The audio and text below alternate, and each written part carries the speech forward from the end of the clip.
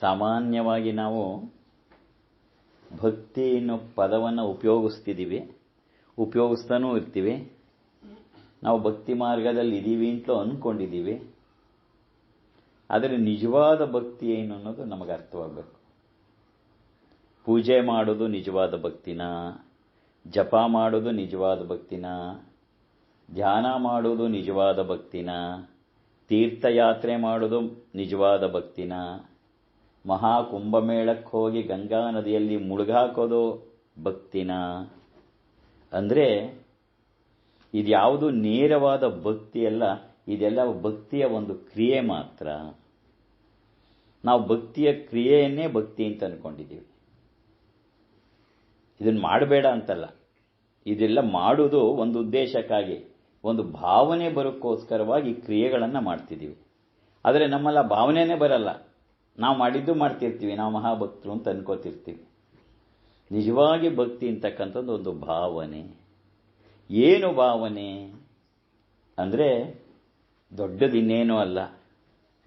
ಈಗ ತಾನೇ ಹೇಳಿದ್ರಲ್ವ, ಹಾಡ್ತಾ ಇದ್ವಲ್ಲ ಹಾಗೆ, ಹೇ ಭಗವಂತ ನೀನೇ ನನಗೆ ಸ್ವಂತ, you belongs to me and I belongs to you ಅನ್ನೋ ಒಂದು ಭಾವವೇ ನಿಜವಾದ ಭಕ್ತಿ. ಆ ಭಾವ ನನಗೆ ಬರಲಿಲ್ಲ ಅಂದರೆ ಅದು ಭಕ್ತಿಯ ಒಂದು ಕ್ರಿಯೆಗಳಾಗೇ ಉಳ್ಕೋತ್ತೆ ಹೊರತು ಆ ಭಾವನೆ ಬರೋಕ್ಕೆ ಸಾಧ್ಯ ಇಲ್ಲ. ಹಾಗಾಗಿ ನೀನೆಷ್ಟು ಸರಿ ದೇವಸ್ಥಾನಕ್ಕೆ ಹೋಗಿ ಬರ್ತೀಯಾ, ಎಷ್ಟು ದೂರಕ್ಕೆ ಕಾಣೋ ಹಾಗೆ ವಿಭೂತಿ ಪಟ್ಟ ಇಟ್ಕೋತೀಯಾ ಅಥವಾ ರುದ್ರಾಕ್ಷಿ, ಅದ್ಯಾವುದೂ ಕೂಡ ಮುಖ್ಯ ಅಲ್ಲ. ಭಗವಂತ ನೀನು ನನ್ನವನು, ನಾನು ಹೇ ಜಗನ್ಮಾತೆ ನಾನು ನಿನ್ನವಳು. ಈ ಭಾವನೆ ನಮಗೆ ಎಲ್ಲಿಗೆ ಬರುತ್ತೆ ಆಗ ನಿಜವಾದ ಭಕ್ತರು ಆಗ್ತೀವಿ. ಹಾಗೆ ನಮಗೆ ಆ ಭಾವನೆ ಬಂದಿದೆ ಬಂದಿಲ್ಲ ಅಂತನ್ನೋದು ಹೇಗೆ ಗೊತ್ತಾಗತ್ತೆ ಅಂದರೆ ದಿನನಿತ್ಯದ ಪರಿಸ್ಥಿತಿಗಳಲ್ಲಿ ಅದು ನನಗೆ ಗೊತ್ತಾಗ್ತಾ ಹೋಗುತ್ತೆ. ಅದರಲ್ಲೂ ವಿಶೇಷವಾಗಿ ನಾನು ಅಂದ್ಕೊಂಡಿದ್ದು ನಡೆದೇ ಇದ್ದಾಗ ನಮ್ಮ ಪರೀಕ್ಷೆ ಶುರುವಾಗತ್ತೆ. ಅಂದ್ಕೊಂಡಿದ್ದೆಲ್ಲ ನಡೆಯುವಾಗ ಪರೀಕ್ಷೆ ಅಲ್ಲ, ನಾನು ಅಂದ್ಕೊಂಡಿದ್ದು ನಡೀದೇ ಇದ್ದಾಗಲೂ ಇದು ನಿನ್ನ ಇಚ್ಛೆ ಎನ್ನುವ ಹೇಳುವ ತಾಕತ್ತು ನನಗೆ ಬಂದಿದೆ ಅಂದರೆ ನಾನು ನಿಜವಾದ ಭಕ್ತ. ಇದು ನಿನ್ನಿಚ್ಛೆ, ಆಯಿತು, ಇದು ನಿನ್ನಿಚ್ಛೆ, ಇದು ನಿನ್ನಿಚ್ಛೆ ಅಂತ ಹೇಳುವ ಶಕ್ತಿ ನಮಗೆ ಯಾವತ್ತು ಬರುತ್ತೆ ಆವತ್ತು ಮಾತ್ರವೇ ನಾವು ನಿಜವಾದ ಭಕ್ತರಾಗ್ತೀವಿ. ರಾಮಕೃಷ್ಣ ಪರಮಹಂಸರ ಕಾಲದಲ್ಲಿ ರಾಣಿ ರಾಸ್ಮಣಿಯ ಅಳಿಯ ಮಥುರಾನಾಥ ಬಾಬು ಬಹಳ ಚೆನ್ನಾಗಿ, ಯಾಕೆಂದರೆ ಆತ ಏನೇ ಆಗಿದ್ರು ರಾಮಕೃಷ್ಣ ಏನು ಅನ್ನೋದು ಆತನಿಗೆ ಚೆನ್ನಾಗಿ ಗೊತ್ತಿತ್ತು, ಬಹಳ ಚೆನ್ನಾಗಿ ನೋಡ್ಕೋತಾ ಇದ್ದ. ಆತ ಕಾಲವಾದ ಮೇಲೆ ಅವರ ಅಳಿಯ ಮತ್ತೆ ತ್ರೈಲೋಕ್ಯನಾಥ ಬಾಬು ಅಂತ ಆತ ಈ ದಕ್ಷಿಣೇಶ್ವರದ ಕಾಳಿ ದೇವಾಲಯದ ಉಸ್ತುವಾರಿ ಎಲ್ಲ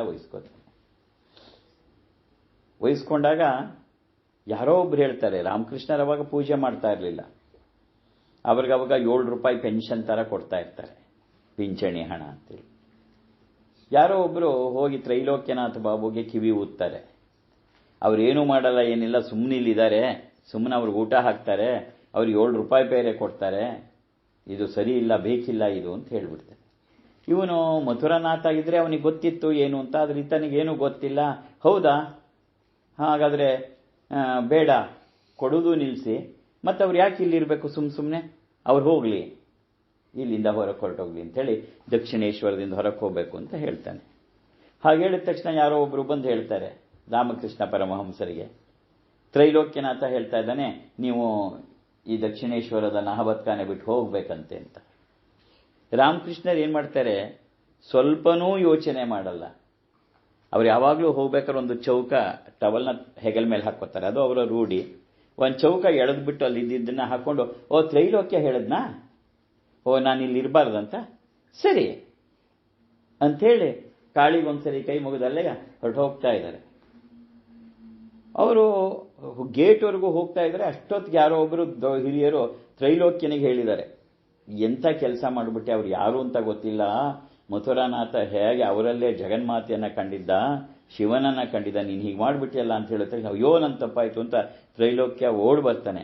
ಓಡ್ ಬರೋ ಹೊತ್ತಿಗೆ ಇನ್ನೇನು ಅವ್ರು ಗೇಟಿಂದ ಆಚೆಗೆ ಹೋಗಬೇಕು, ಬಂದು ಕಾಲು ಹಿಡ್ಕೋತಾನೆ. ಕಾಲು ಹಿಡ್ಕೊಂಡು ತಾವು ದಯವಿಟ್ಟು ಒಳಕ್ಕೆ ಬರಬೇಕು, ನಂದು ತಪ್ಪಾಗಿದೆ ಅಂತ ಕೇಳ್ಕೊತಾನೆ. ರಾಮಕೃಷ್ಣರು, ಓ ಹೌದಾ, ನಾನು ಇಲ್ಲೇ ಇರಬೇಕಾ, ಸರಿ ಅಂತ ಒಳಗೆ ಬರ್ತಾರೆ. ಎರಡೂ ಸಮಯದಲ್ಲೂ ಅವರು ಯಾಕೆ ಎನ್ನುವ ಪ್ರಶ್ನೆ ಅವರ ಮನಸ್ಸಲ್ಲಿ ಉದ್ಭವ ಆಗಲೇ ಇಲ್ಲ. ಯಾಕೆ ಎನ್ನುವ ಪ್ರಶ್ನೆನೇ ಉದ್ಭವ ಆಗಿರಲಿಲ್ಲ.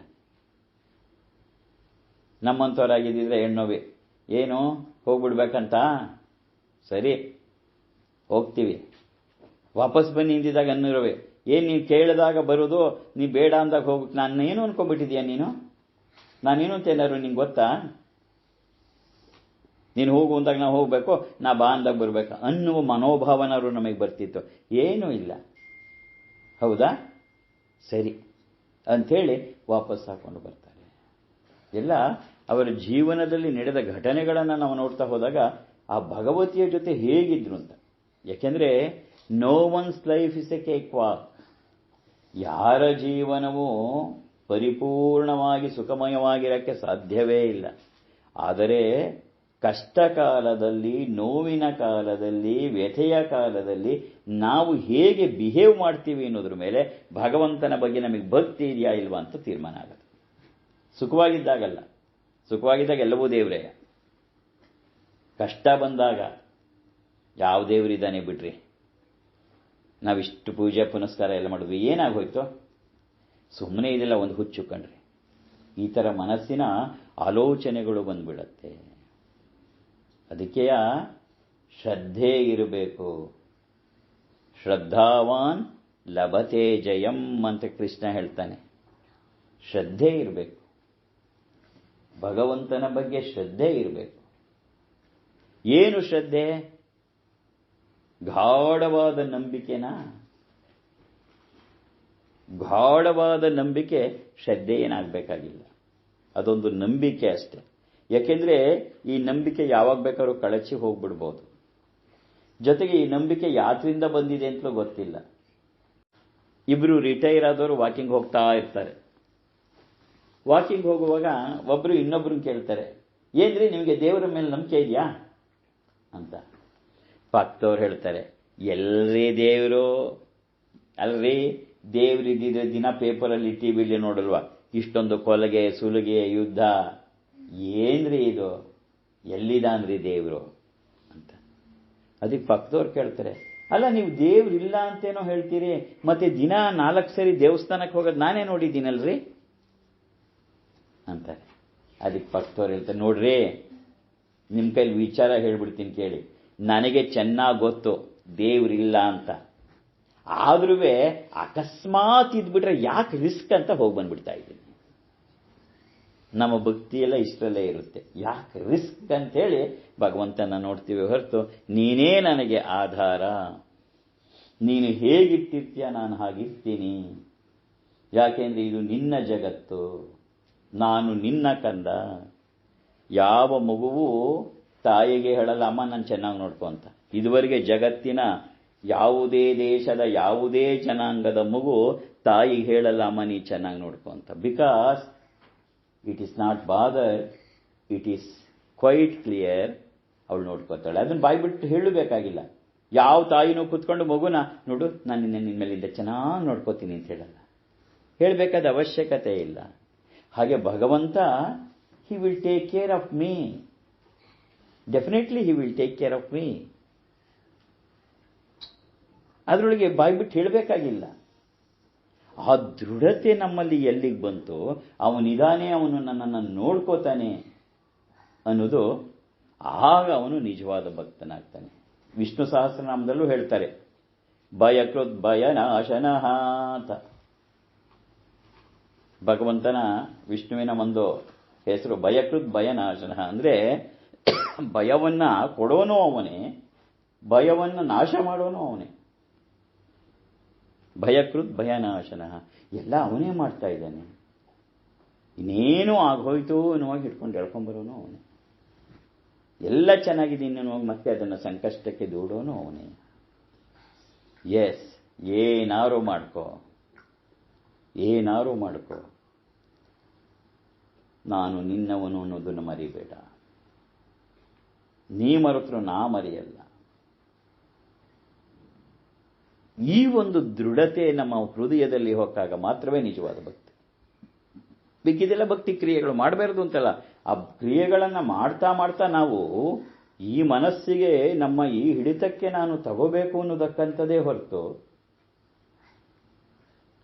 ಇಲ್ಲದೇ ಇದ್ರದ್ದು ಭಕ್ತಿಯ ಪರಾಕಾಷ್ಠೆ ಆಗಕ್ಕೆ ಸಾಧ್ಯವೇ ಇಲ್ಲ. ನಾವು ಶ್ರದ್ಧೆ ಇಲ್ಲದೆ ಭಕ್ತಿ ಮಾಡ್ತೀವಿ ಅನ್ನೋದ್ರಲ್ಲಿ ಅರ್ಥನೇ ಇಲ್ಲ. ಶ್ರದ್ಧೆ ಅಂದ್ರೇನು? ಬಲವಾದ ನಂಬಿಕೆ ಅಷ್ಟೇ ಅಲ್ಲ, ಬರೀ ಬಲವಾದ ನಂಬಿಕೆ ಅಲ್ಲ, ಯು ಆರ್, ನೀನೇ ನನಗೆ ಎಲ್ಲ, ನೀನೇನ್ ಮಾಡ್ತೀಯ ಮಾಡ್ಕೊ, ನಿನ್ನ ಕಂದ, ಹಾಲಲ್ಲಾದರೂ ಹಾಕೋ, ನೀರಲ್ಲಾದರೂ ಹಾಕೋ. ಆ ಮಟ್ಟಕ್ಕೆ ನಾವು ನಮ್ಮ ಮನಸ್ಥಿತಿಯನ್ನು ಏರಿಸ್ಕೋತೀವಿ ಅಂದಾಗ ಮಾತ್ರವೇ ನಾವು ನಿಜವಾದ ಭಕ್ತರಾಗ್ತೀವಿ. ಆ ಭಾವನೆಯ ಮಟ್ಟಕ್ಕೆ ಏರಬೇಕು. ನಿನ್ನನ್ನ ಮೇಲೆ ನಿಂತಿರುವ ಆ ಜಗನ್ಮಾತೆ ಇದ್ದಾಳೆ, ಅವಳು ನೋಡ್ಕೋತಾಳೆ. ಇದು ನಮ್ಮ ಹೃದಯಕ್ಕೆ ತುಂಬಿ ಬಂದಾಗ ಅದು ನಿಜವಾದ ಭಕ್ತಿಯಾಗತ್ತೆ. ಅಂತಹ ಭಕ್ತಿ ನಿಮ್ಮೆಲ್ಲರಿಗೆ ಏರ್ಪಟ್ಟು ಈ ಜೀವನದ ಸಾರ್ಥಕತೆ ಆಗಲಿ ಅಂಥೇಳಿ ಜಗನ್ಮಾತೆಯನ್ನ ಪ್ರಾರ್ಥನೆ ಮಾಡ್ತಾ, ಸರ್ವಮಂಗಲ ಮಾಂಗಲ್ಯೆ ಶಿವೆ ಸರ್ವಾರ್ಥ ಸಾಧಿಕೆ ಶರಣ್ಯೇ ತ್ರ್ಯಂಬಕೆ ಗೌರಿ ನಾರಾಯಣಿ ನಮೋಸ್ತುತೆ. ಜಯ ನಾರಾಯಣಿ ನಮೋಸ್ತುತೆ.